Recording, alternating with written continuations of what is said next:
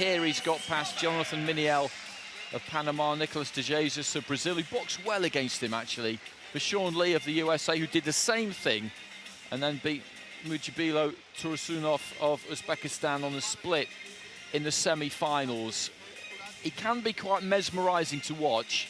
The movement is fractional at times. The punches are quick. He doesn't land all that hard, but he's just an absolute genius at finding the gaps.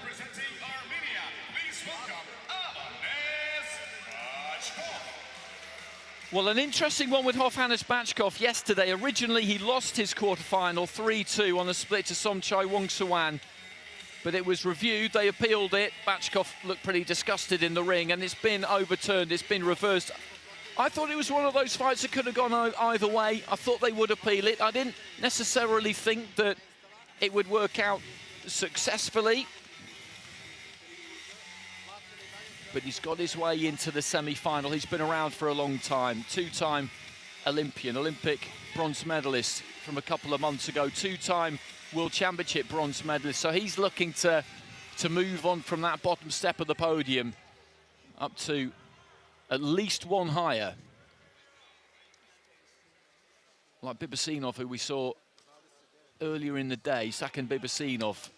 He's had great success, but he's not been able to convert bronze medals into anything greater just yet. He's been boxing at the highest level since 2010 when we saw him in the World Youth Championship. So BACHKOV, Armenia in the blue, CRUZ, Cuba in the red. And the question here really is, can BACHKOV bring his educated pressure to bear on CRUZ? He tucks up BACHKOV, looks to move his head, walks his opponent down, tries to get onto the inside, and then when he gets there, he is generally accurate. He places his punches well, and he will absolutely have to be that here, because getting onto the inside and up close against CRUZ into a position to throw and land is a difficult thing to do. If you can do it, then you have to make it count.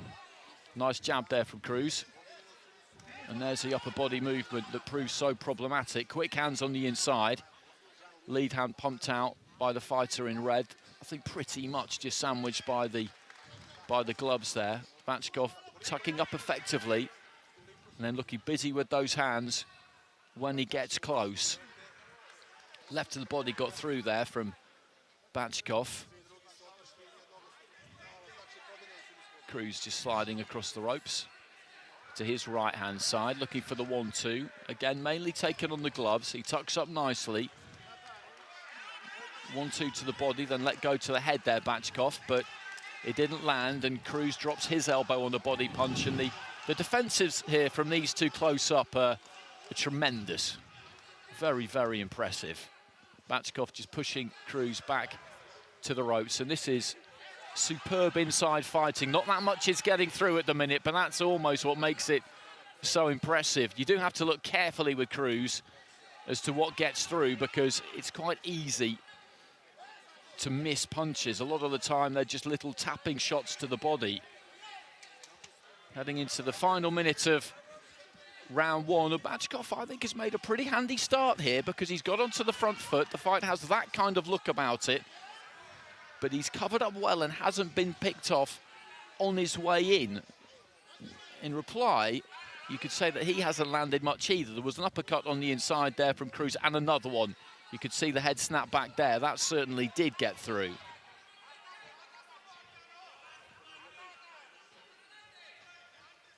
Voluntarily just moving back to the ropes. There, CRUZ turns southpaw very briefly, switches seamlessly between stances. BACHKOV leads off with a left, does land the right on the follow-up. The third punch of that combination from CRUZ got through. A right to the body there from BACHKOV, just about caught up with CRUZ as he was skirting away to his right. Left hook from BACHKOV to the head, then to the body, looking for the uppercut. Well, there goes the 10-second clapper, and this has been a terrific watch, this opening round. It absolutely has, and if you can get the first round against Andy CRUZ, then you're in business. What say you, Ron? Has he maybe done enough? I don't think he has. I thought that was an absolutely brilliant first round to watch. High skill between two of the best operators in the business. Andy CRUZ holding his feet more than I thought he would. And I actually thought he had a fair amount of success in snaking his shots between the gloves of BACHKOV, who landed some heavy punches of his own. Terrific work in the pocket, but CRUZ holding his feet more than I anticipated he would at this type of territory. Bobbing and weaving, terrific head movement, and not showing the footwork that he's so famous for, but just able to slide off and bend and dip and slip. And in the meantime, I thought he managed to snake shots in between the gloves of the man in blue, particularly the uppercut underneath to end his clusters. Brilliant, brilliant round of boxing. Really was, and you could see the uppercuts get through towards the end of the round, and the judges obviously agreed with you about the rest of it too, because they all went unanimously in his favour. And BACHKOV really does fight one way, so it's not going to affect how he goes about things too much, but he's got to win this second round now. It might see him be more gung-ho than he was in the first, which could be a problem for him because CRUZ is so adept at picking those gaps. There's nothing that he does that doesn't have some kind of plan behind it. If he hits his opponent on the shoulder, it's generally speaking because that was what he meant to do. It's a distraction, a trap that he's laying, that he's setting up for something else. Over the last few years, he has been as close to unbeatable in AIBA boxing as you can get. Reminded you of his compatriot Julio La Cruz from maybe 3-4 years before that, a light heavyweight, when people just couldn't really lay a glove on him. There was a crunching 1-2 from La Cruz as he was just stepping off to his left that went straight through the guard. And then as BACHKOV tries to open up, he catches him a couple more times.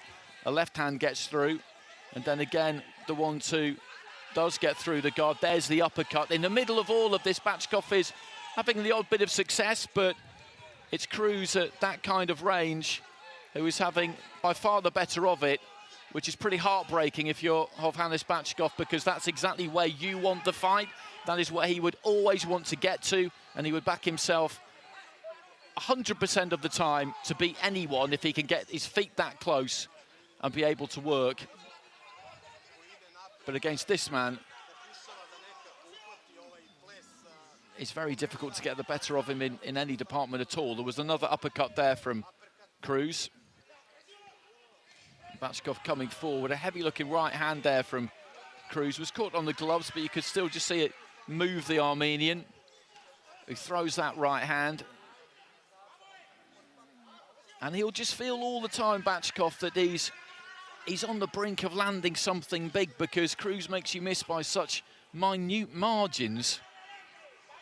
Bizarrely, it probably almost encourages you at times into the final minute, deep into the final minute. And he's just sticking to the method here, BACHKOV. He's got a tremendous engine.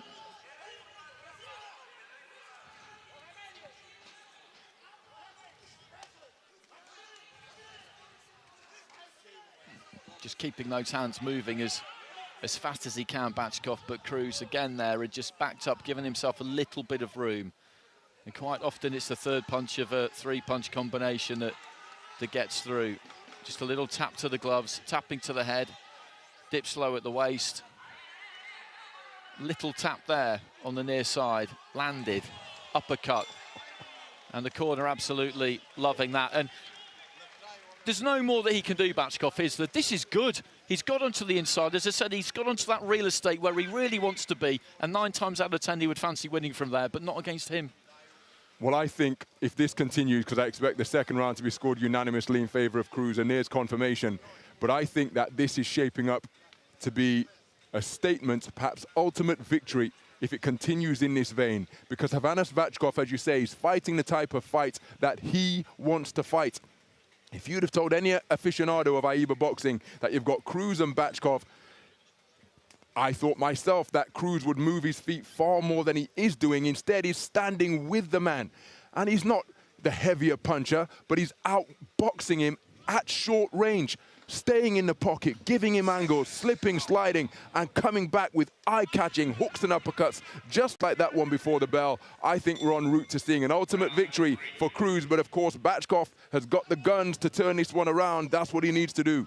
Absolutely, he does. So he's 2 rounds down with all 5 judges, and you summed it up pretty perfectly there, really. It's what I was saying in the second round, that BACHKOV would be happy with the territory he was getting and the way the fight was being fought. It just so happened that although this was his type of fight, it turned out that actually it's also Andy Cruz's. And the reality is that there isn't really any type of fight that isn't his type of fight.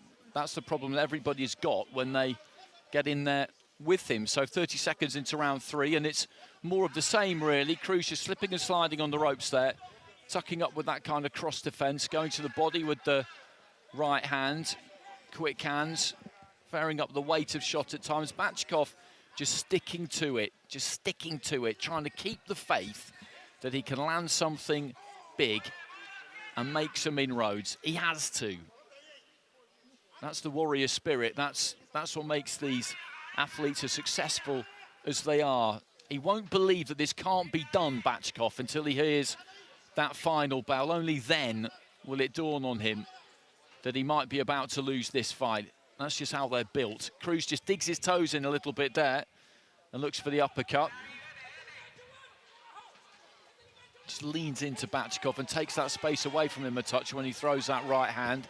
Left to the body from Cruz. Right uppercut. Right hand over the top there from BACHKOV. Landed high on the head into the second half of the round. And again, immense conditioning from these two, because this has just been a high-level technical war, really, when you look at what has happened. There's been so much action, so many punches thrown, a lot of punches landed, many of them sharp, rapier-like digs from Cruz, some more kind of thudding, dense shots, if you like, from BACHKOV, and neither one of these two has ever looked like taking a backward step into the final minute. BACHKOV with his mouth just hanging open a little bit more now, but still puts that combination together.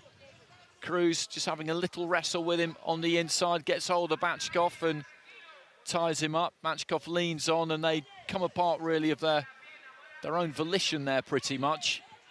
And it's going to be another bronze medal for BACHKOV.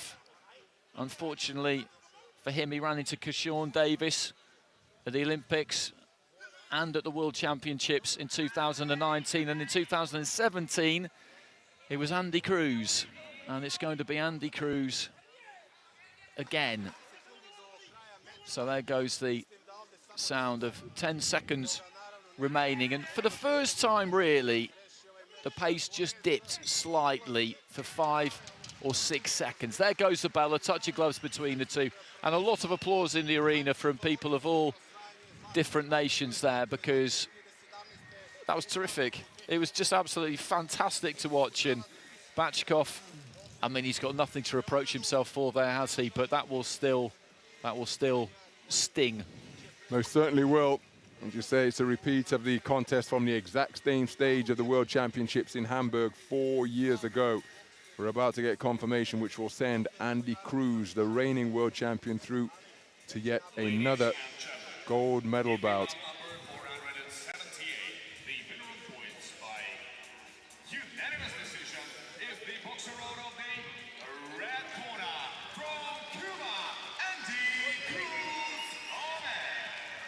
So Cruz through to the final, where he will face our young Turkish friend who we saw just a few minutes previously, Kerem Osman. And Osman will come full of belief. He'll be bursting with belief, because that's just the kind of guy that he is. He's going to need to land something solid on Cruz quite early there, I think, to give himself a chance in that final, and that's something that really nobody has managed to do ever, as far as I can work out, in the numerous times that I've watched him down the years.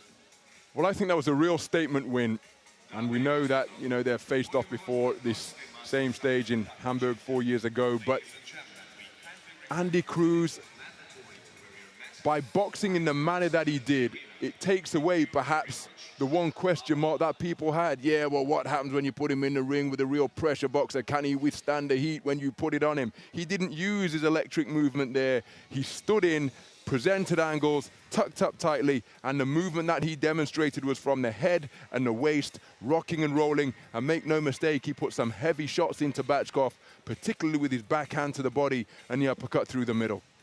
Fantastic performance. So all those who think that, well, if you crowd this man, you're going to pose some questions that he might not have the answer to. I think he's just turned those back, and those looking to take him down are going